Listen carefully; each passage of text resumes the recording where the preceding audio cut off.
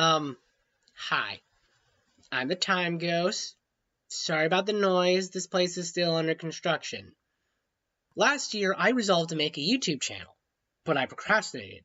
And my laptop and my dog died in a couple of weeks of each other, so I got a little depressed and lost a lot of momentum. Now I'm saying, screw it. This is happening. Sink or swim. It's a new year, and I'm gonna do this. Honestly, I had a countdown about first I wanted to start this channel with, but it's not done yet. And it's been my goal since early last year to post a video about my favorite games of 2017. And I'm gonna do it, if only to put my hangups from 2017 behind me. So here goes. Please keep in mind, this is not a best games of 2017 list, but games I personally played through for the first time in 2017, meaning none of the usual suspects and a lot of, that game came out years ago, why is it on this list? Number 10 million? This first game ended up being the last game I played in 2017. And by that, I mean I technically finished it on New Year's Day. It's definitely not as robust or pretty as anything else on this list. It's more like a modern version of an old school browser game. But really, that's all I needed at the end of the year.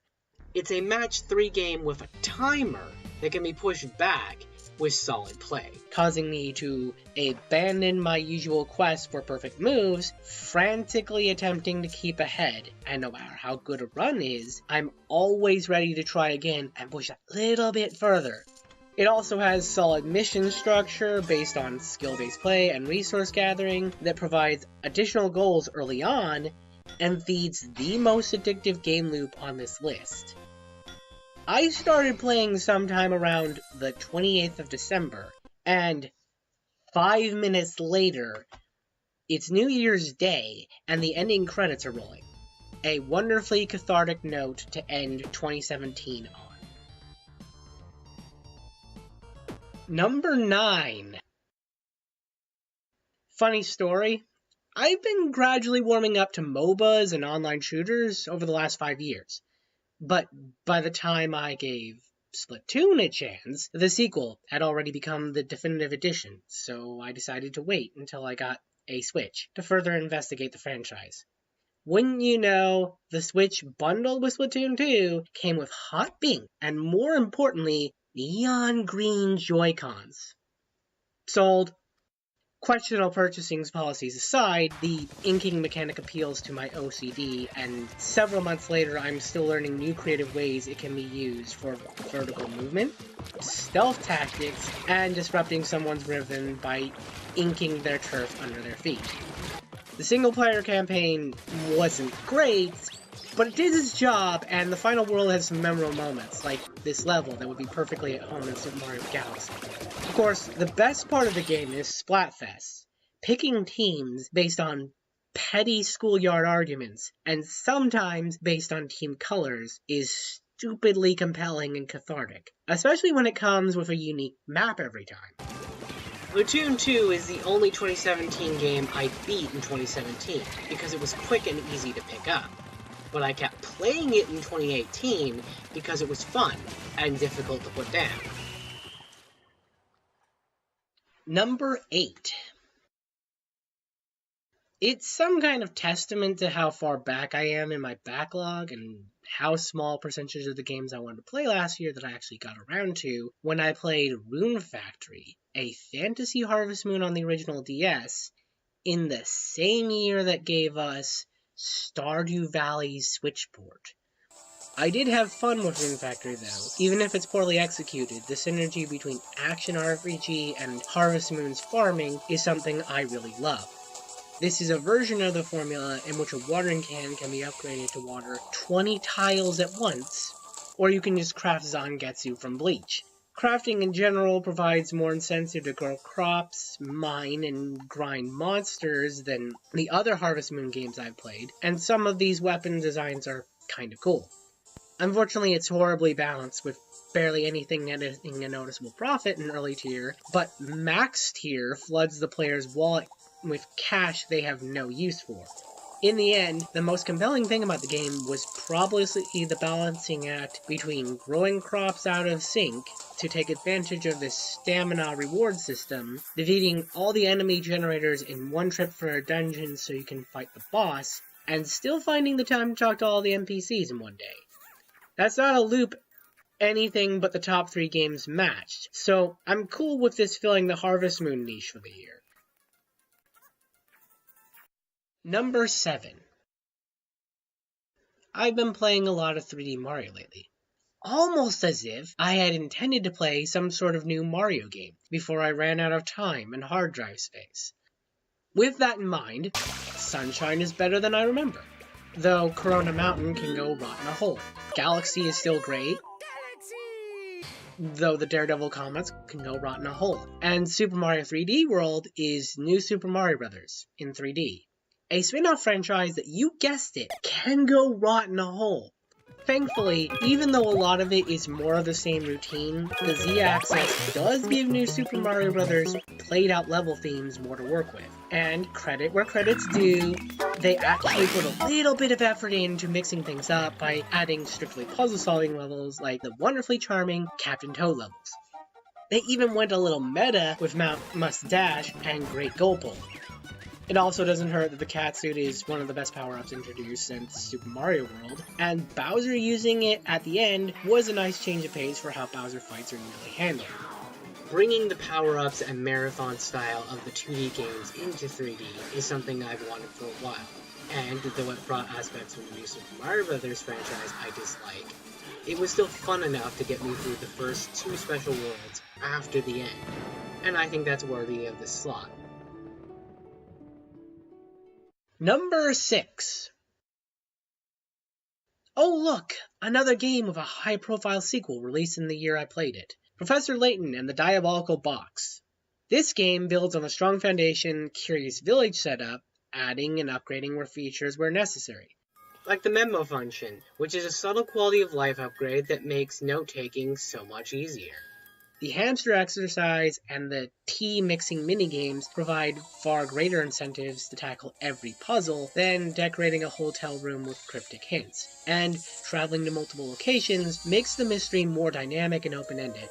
Speaking of the mystery, something I realized while writing this countdown is that I think the story is my second favorite of the year. It's a bittersweet romantic tragedy about a young couple being torn apart by the greed of others, miscommunication, and their own sense of personal responsibility. And yet, the ending is upbeat, but grounded enough not to diminish that tragedy. Also, spoiler warning for a 10-year-old game, when the town you spend the latter half of the game exploring and sharing tea with people is revealed to be an elaborate hallucination superimposed over a ghost town, was one of the most mind-blowing game moments of the year. The story is so strong, in fact, that the only real weakness to the game for me is that none of the reoccurring Layton characters had any real character progression. The town in the Diabolical Box's story is 50 years in the making, but for Layton and his circle, this is a Tuesday. Number 5.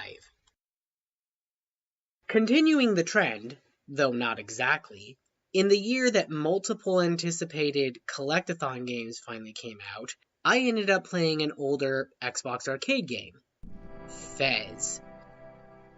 Personally, I missed out on all the drama surrounding Fez and its creators, and I only became interested because of its central mechanic, rotating the 2D camera's perspective around an axis centered on the main character. This perspective on a 3D world makes exploration as much about knowing where you are as where you're trying to go, which is great because Fez has all kinds of information hidden in corners of the world that are also in plain sight. In fact, the game's best feature is how much it respects the player's intelligence. You're shown a bunch of shiny collectibles, a central mechanic that makes exploration an engaging logic puzzle unto itself, and given a world to run around freely. It's up to the player to go out of their way to find and interpret the meanings of 4 different codes scattered across the game's world, and it's worth finding for yourself. I needed to get pointed in the right direction, but once I was where I needed to be, discovering the Tetrimo-based password code was another favorite gaming moment of the year, and I'm glad I stuck around long enough to see it through. Fez lets you set your own endpoint, gather enough cubes to get the first ending, discover all the secrets necessary to get the second master cube, or tackle the Black Monolith. Between the game about personal choices and the sandbox game, Fez still felt like the freest game I played all year, which is why it outshone games on this list I would normally prefer to a puzzle platformer. Number 4. So I'm cruising the internet one day, and somebody describes a game as Earthbound meets WarioWare meets Toho. What? At first I was going to try it out simply because something that off the wall deserves at least a little attention. And then I heard a certain song, everywhere on the internet. And I guess I have to play this game now, just to hear that song. Yep, it's Undertale. And if you haven't played it yet, this is your spoiler warning. Go play Undertale. Anyway, for me being as up-to-date on games as I clearly am, I had the experience of a morality system lightly spoiled for me, and I resolved to do a pacifist run. I still managed to kill Goat Mom. I'm sorry, Toriel! Flowers' condemning speech after I reset to not kill her made me determined to never play a genocide run. And I'm very happy with that decision. The pacifist run is one of the most hopeful, upbeat experiences I've had in some time. From the moment a kind woman takes you into her home, to the moment the monsters go free. It's a thoughtful story about how much impact, both positive and negative, a person can have on the world around them without even meaning to. All with the emphasis of one of my favorite OSTs in gaming, aka the only reason to ever play a genocide run.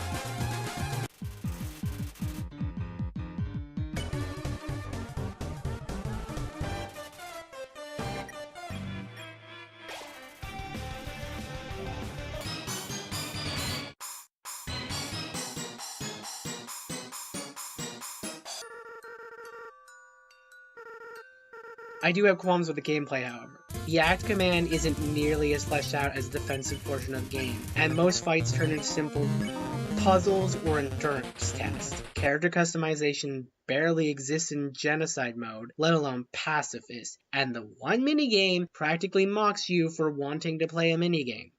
Don't get me wrong, the WarioWare/Toho style defensive rounds is the best thing to happen to a defensive round of a turn-based RPG since the invention of timed hits. Heck, the reveal of the Blue Soul was my second favorite gaming moment of the year. And Asgore nuking the mercy button is one of the most impactful moments of using gameplay to tell a story I've ever seen. I just wish there was more to the actual game part of the experience. Number 3.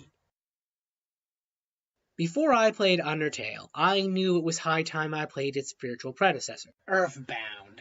I think it was worth it, both for the perspective and for the game itself. Where Undertale streamlined the RPG formula so each encounter could be designed to be unique, Earthbound built on the formula to make it more about predictable uncertainty. Preemptive strikes and tactical retreats can be executed on combat encounters visible in the overworld. Some weapons have high power but low accuracy. And when a party member takes damage, their health ticks down gradually, allowing them to be healed before they die, even if they take a massive amount of damage.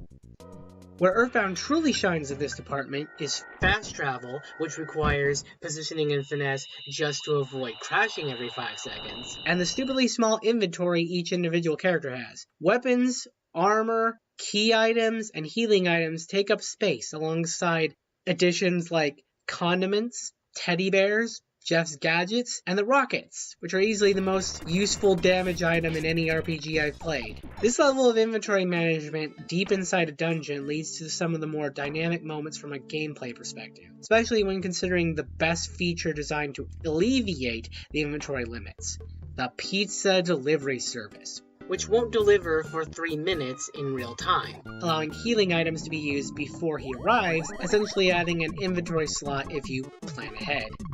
That's all just the gameplay. I haven't had this much fun wandering around a JRPG since the original Paper Mario games. Ridiculous stuff happens regularly, like the derpy purple Loch Ness monster who just shows up to give Jeff a ride for no reason, and the photographer who ambushes the party to basically make a scrapbook for the end credits. Or the star-crossed lovers, Black Sesame Seed and White Sesame Seed. Not to mention the druid-like healers at the hospital that cure you of what is essentially the cordyceps from The Last of Us by purchasing the mushroom out of your head.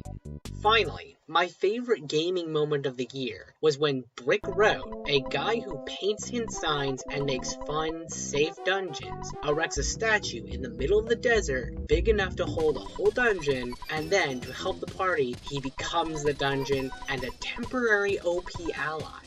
Overall, Earthbound didn't make it into my favorite RPGs, but it felt more like a complete experience than Undertale.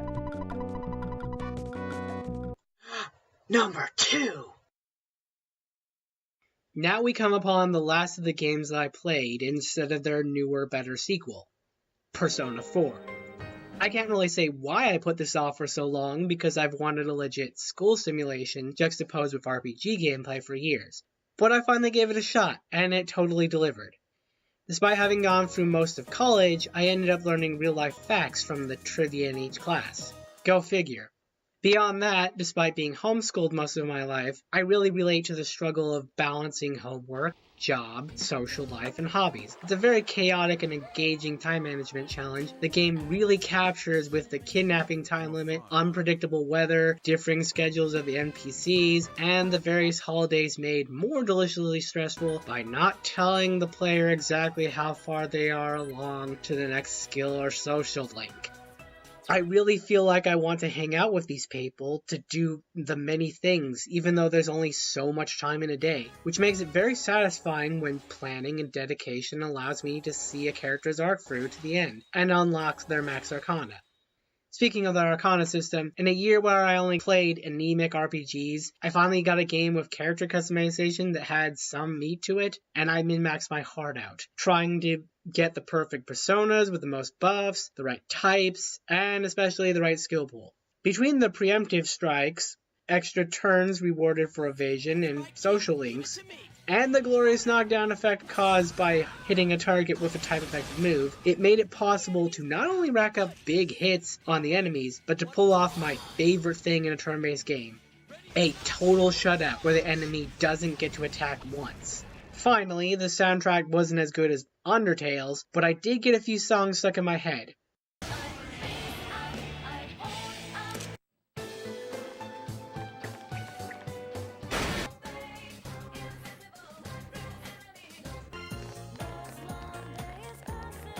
And the murder mystery was a cool angle for a story until it got way too anime with the final boss and the true final boss.